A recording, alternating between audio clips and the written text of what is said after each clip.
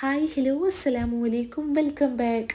ഇന്ന് ഞാനിത് നമുക്ക് വീട്ടിൽ എപ്പോഴും അവൈലബിൾ ആയിട്ടുള്ള കുറച്ച് സാധനങ്ങൾ മാത്രം ഉപയോഗിച്ചിട്ട് നമുക്ക് ഒരുപാട് നാൾ സ്റ്റോർ ചെയ്യാൻ വേണ്ടി പറ്റുന്ന ഒരു സ്നാക്കിൻ്റെ റെസിപ്പിയാണ് കേട്ടോ ഷെയർ ചെയ്യുന്നത്. നല്ല ടേസ്റ്റാണ് ഇത് കഴിക്കാനായിട്ട്. അപ്പോൾ നമുക്കിനി ഒട്ടും തന്നെ സമയം കളയാതെ വീഡിയോ ഒന്ന് മുഴുവനായിട്ട് കണ്ടിട്ട് വരാം. ഞാൻ അതിന് വേണ്ടിയിട്ട് അത്യാവശ്യം വലിയ സൈസുള്ളൊരു ശർക്കര 1 കപ്പ് വെള്ളം ചേർത്ത് നല്ല രീതിയിലൊന്ന് മെൽറ്റാക്കാൻ വേണ്ടി വെച്ചിട്ടുണ്ട്. ഇതേ സമയം തന്നെ മിക്സിയുടെ ജാറിലേക്ക് 1 കപ്പ് തേങ്ങ ഞാൻ ചേർക്കുന്നുണ്ട്. ഇതിൻ്റെ കൂടെ തന്നെ ഒരു 3-4 ചെറിയ ഉള്ളിയും 1/2 ടീസ്പൂൺ ചെറിയ ജീരകം കൂടി ചേർത്തിട്ട് നമുക്ക് ജസ്റ്റ് ഒന്ന് ക്രഷ് ചെയ്തെടുക്കണം. നിങ്ങൾക്കിനി ഏലക്കായുടെ ഫ്ലേവർ നല്ല ഇഷ്ടമാണെങ്കിൽ 1-2 ഏലക്ക കൂടി ഇതിലേക്ക് ചേർത്തിട്ട് ജസ്റ്റ് ഒന്ന് പൾസ് ചെയ്തെടുത്താൽ മതി. നന്നായിട്ട് ഒരിക്കലും അരച്ചെടുക്കുക. ഇതേ സമയം നമ്മുടെ ശർക്കരപ്പാനി നല്ല രീതിയിലൊന്ന് മെൽറ്റായി വന്നപ്പോൾ ഞാനതൊന്ന് അരിച്ചെടുത്തിട്ടുണ്ട്. ശർക്കരപ്പാനി എനിക്കിവിടെ കറക്റ്റ് കിട്ടിയിട്ടുള്ളത് 1 കപ്പിലാണ്. ഇനി ഇതിലേക്ക് ഞാൻ 1/2 കപ്പ് വെള്ളം ചേർക്കുന്നുണ്ട്. ഇത് നന്നായിട്ട് തിളച്ച് വരുന്ന സമയത്ത് നമുക്ക് നേരത്തെ ക്രഷ് ചെയ്ത് വെച്ചിട്ടുള്ള നമ്മുടെ ഈ അരപ്പ് ചേർത്തിട്ട് ഒരു 3-4 സെക്കൻഡ് നല്ല രീതിയിലൊന്ന് തിളപ്പിച്ചെടുക്കണം. നമ്മളിത് സ്റ്റോർ ചെയ്യുന്ന സ്നാക്കാണ്. അപ്പോൾ തേങ്ങ ചേർക്കുന്ന സമയത്ത് സ്നാക്ക് പെട്ടെന്ന് കേടാവാതിരിക്കാൻ വേണ്ടിയിട്ടാണ് കേട്ടോ തേങ്ങ ചേർക്കുന്ന സമയത്ത് ജസ്റ്റ് നല്ല രീതിയിലൊന്ന് തിളപ്പിച്ചെടുക്കുന്നത്. നമ്മളിനി ഇതിലേക്ക് ചേർക്കുന്നത് അരിപ്പൊടിയാണ്. ഞാനിവിടെ 1 കപ്പ് അരിപ്പൊടിക്ക് 1.5 കപ്പ് വെള്ളം എന്നുള്ള മെഷർമെൻറ്റിലാണ് എടുക്കുന്നത്. നിങ്ങൾ കോമൺ ആയിട്ട് പത്തിരിയും അതേപോലെ നൂൽപുട്ടൊക്കെ ഉണ്ടാക്കാൻ വേണ്ടി യൂസ് ചെയ്യുന്ന സെയിം പൊടി തന്നെ എടുത്താൽ മതി. ഓരോ പൊടിക്കും ചിലപ്പം ഓരോ മെഷർമെൻറ്റിലേക്കും വെള്ളം വരിക. അപ്പോൾ അതിനനുസരിച്ചിട്ട് വേണം നിങ്ങൾ ഇതിലേക്കുള്ള വെള്ളത്തിൻ്റെ മെഷർമെൻറ്റ് എടുക്കാനായിട്ട്. ഇനി ഇതിലേക്ക് 1 കപ്പ് അരിപ്പൊടി ഞാൻ ചേർത്ത് നല്ല രീതിയിലൊന്ന് മിക്സ് ചെയ്ത് വാട്ടി കുഴച്ചെടുക്കുന്നുണ്ട്. നമ്മൾ ഈ നോർമലായിട്ട് നെയ്പത്തിരിയൊക്കെ ഉണ്ടാക്കാൻ വേണ്ടി ചെയ്യുന്ന സെയിം മെത്തേഡാണ്. ഏറ്റവും ലോ ഫ്ലെയിമിൽ ഇട്ടിട്ട് വേണം കേട്ടോ പൊടി ഇതിലേക്ക് ചേർത്ത് നല്ല രീതിയിൽ മിക്സ് ചെയ്യാനായിട്ട്.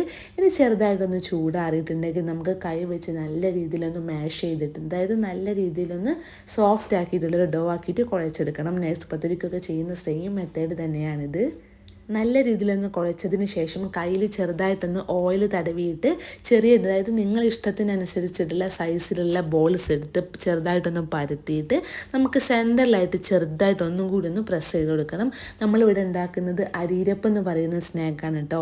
നമ്മുടെ ഈ മലബാർ സൈഡിൽ ഇത് അത്ര കോമൺ ആയിട്ടുള്ളൊരു സ്നാക്കല്ല. മറ്റുള്ള സ്ഥലങ്ങളിലാണ് ഇത് വളരെ ഫേമസ് ആയിട്ട് നമ്മൾ ഈ ഗൾഫിലേക്കൊക്കെ കൊടുത്തയക്കാനൊക്കെ കോമൺ ആയിട്ട് ഉണ്ടാക്കുന്ന ഒരു പലഹാരം കൂടിയാണിത്. ഈ ഒരു ഷേപ്പാണ് കേട്ടോ ഇതിന് വേണ്ടത്. നിങ്ങൾക്ക് കാണുമ്പോൾ ഡീറ്റെയിൽ ആയിട്ട് മനസ്സിലാവുന്നുണ്ടാവും. ഈ 1 കപ്പ് അരിപ്പൊടി വെച്ചിട്ട് നമുക്ക് ഒരുപാട് ക്വാണ്ടിറ്റിയിലുള്ള സ്നാക്ക് ഉണ്ടാക്കിയെടുക്കാൻ വേണ്ടി പറ്റും. ഞാനിതാ ഏകദേശം ഒരു പകുതി മാവ് ഇതുപോലെ ആക്കി എടുത്തിട്ടുണ്ട്. ഇതേ സമയം തന്നെ ഞാൻ ഓയിൽ നല്ല രീതിയിൽ നിന്ന് ചൂടാക്കാൻ വേണ്ടി വെച്ചിട്ടുണ്ടായിരുന്നു.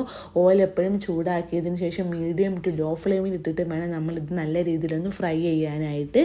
അതിലേക്ക് എണ്ണയിലേക്ക് ചേർത്തതിന് ഫസ്റ്റ് ടൈമിന് നമ്മളിത് അങ്ങോട്ടും ഇങ്ങോട്ടും ഇളക്കേണ്ട ആവശ്യമൊന്നുമില്ല. ഒരു സൈഡ് അത്യാവശ്യം നല്ല രീതിയിൽ ഒന്ന് ആയതിനു ശേഷം മാത്രം നമുക്കിത് മറിച്ചിട്ടിട്ട് 2 സൈഡും നല്ല രീതിയിലൊന്ന് മൊരിച്ചെടുത്താൽ മതി. ഓവർ കരിഞ്ഞു പോകരുത്. എന്നാലും അത്യാവശ്യം നല്ല ക്രിസ്പിയായി കിട്ടുന്നവരെ നമുക്കിത് നല്ല രീതിയിലൊന്ന് വറുത്തെടുക്കാം.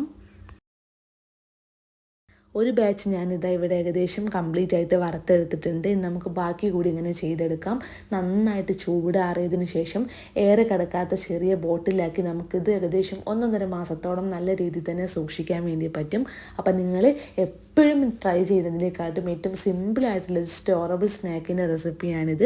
അപ്പോൾ ഈ രീതിയിൽ നമ്മൾ അരിപ്പൊടിയും ശർക്കരയൊക്കെ വെച്ചിട്ട് ട്രൈ ഔട്ട് ആക്കാത്തവർ എന്തായാലും ഒന്ന് ട്രൈ ഔട്ട് ആക്കി നോക്കുക. നിങ്ങളെ കമൻസൊക്കെ ഒന്ന് അറിയിക്കുക. എൻ്റെ ചാനൽ ആദ്യമായിട്ട് കാണുന്നവരുണ്ടെങ്കിൽ ഒന്ന് സബ്സ്ക്രൈബ് ചെയ്ത് സപ്പോർട്ടും കൂടി ചെയ്യണേ.